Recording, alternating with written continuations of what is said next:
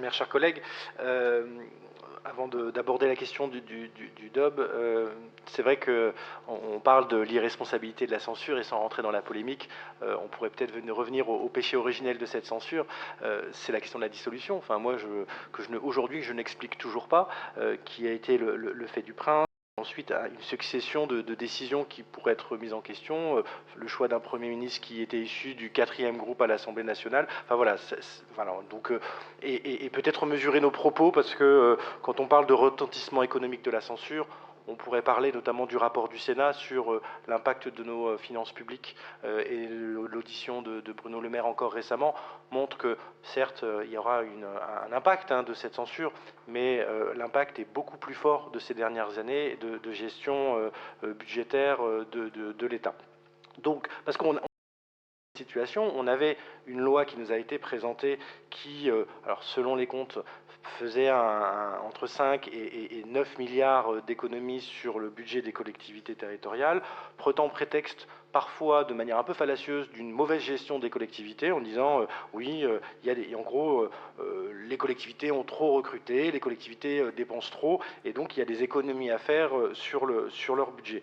Et ça, je trouve que ça a été une petite musique qui est entendable par l'ensemble des associations d'élus qui se sont exprimés assez ouvertement sur les différents plateaux et colloques, conférences. Il y a l'Assemblée générale de l'AMF. Alors vous avez peut-être trouvé qu'ils n'ont pas été assez virulents, mais moi j'ai quand même bien entendu leurs propos sur le sujet. Donc aujourd'hui on est dans une situation qui fait que, et M. Martin l'a bien présenté, et dans ses propos introductifs, je m'y retrouvais plutôt quand vous avez évoqué cette question de, avec des mots forts, une attaque sanglante, le tsunami financier, des mesures brutales, enfin voilà, des choses qui, dans votre bouche, a un certain sens, et vu de votre expérience du budget depuis maintenant une vingtaine d'années sur Orléans, et de manière très unique et très exceptionnelle, on a un budget et on se retrouve dans une construction où, là, on est sur un fil, on est tous ensemble, des équilibristes, où on essaye de construire, et moi je tiens à saluer les services, parce que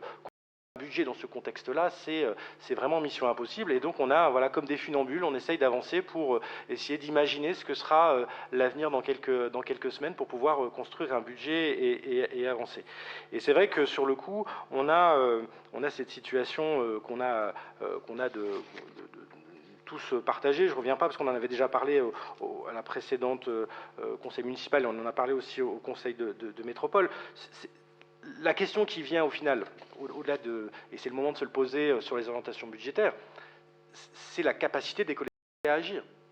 Aujourd'hui, c'est la vraie question qui est posée. Si on continue 5, 9, 10, 15 milliards d'économies sur les collectivités, c'est leur capacité à faire qui est aujourd'hui mise en question, sur leur autonomie, leur capacité à porter des politiques publiques en proximité. Et vraiment, aujourd'hui, c'est une question qu'on a besoin de se poser sur est-ce qu'il faut une nouvelle étape de la décentralisation pour recentrer une partie des missions, parce qu'aujourd'hui, ils n'ont plus de capacité à agir, plus de capacité à autodéterminer des politiques publiques au plus près des besoins des citoyennes et des citoyens.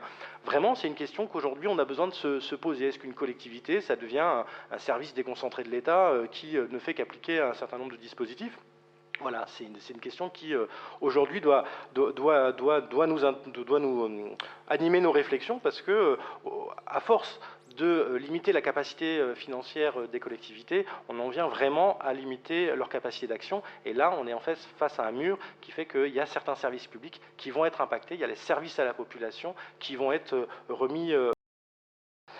Et donc sur cette capacité à faire, la question de l'investissement, du fonctionnement a été posée, mais c'est aussi l'émergence de nouveaux projets. Tout à l'heure, on était sur le rapport sur la question du développement durable. Est-ce qu'on aura encore cette capacité à faire ce changement, cette transition, cette transformation de notre collectivité sur ces sujets-là?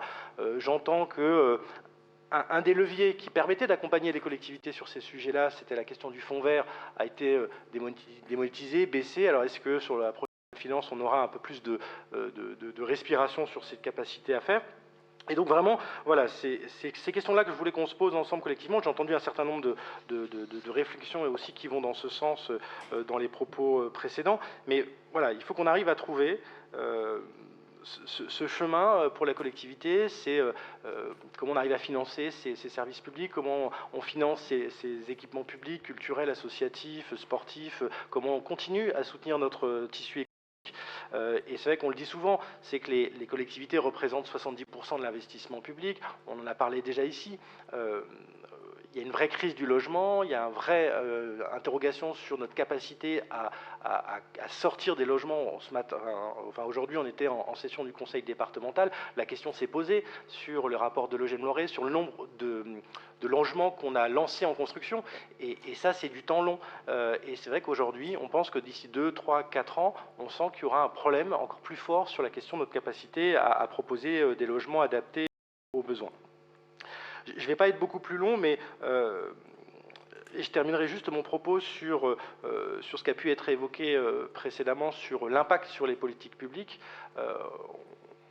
On a la chance d'avoir un tissu économique, un tissu associatif, culturel, sportif, citoyen très engagé, et la collectivité a historiquement toujours été un partenaire de ces acteurs-là. Et qu'aujourd'hui, on a besoin, encore plus, d'être un partenaire de confiance à destination de ces entités-là, et que le budget 2025 un moment assez pivot.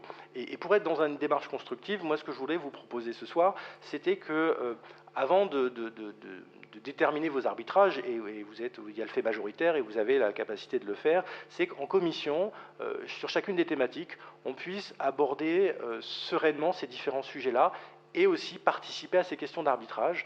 On est des élus responsables et on doit pouvoir évoquer sur chacune des thématiques en commission ces sujets soit complètement arbitré en conseil municipal, et on a un petit peu de temps parce que voilà, le conseil municipal serait sur le mois de février, mais que voilà, qu'en commission on puisse prendre du temps, peut-être 1, 2, 3 heures, balayer les différents sujets, évoquer la question d'arbitrage et pouvoir en parler, échanger et de se dire, bah voilà, comme ça a été évoqué, est-ce qu'on lisse un projet, est-ce que ça, au contraire, c'est un projet prioritaire, il faut qu'on le mette au-dessus de la table. Là, on apprend que, alors c'est pas une surprise, mais le département va vendre le couvent des Minimes là, qui abritait les archives départementales. Est-ce que la collectivité, la mairie, va se saisir de ce bâtiment qui est en cœur de ville pour réfléchir à une prochaine maison des associations ou pas? Mais voilà, qu'on puisse se poser ces questions-là dans les commissions et qu'on puisse arriver au conseil municipal sans ce moment couperet où on nous donne, on dit, bah voilà, on va baisser de X% la politique culturelle, de X% la politique sportive, et qu'on puisse pas pouvoir travailler ensemble sur ces sujets-là. Merci.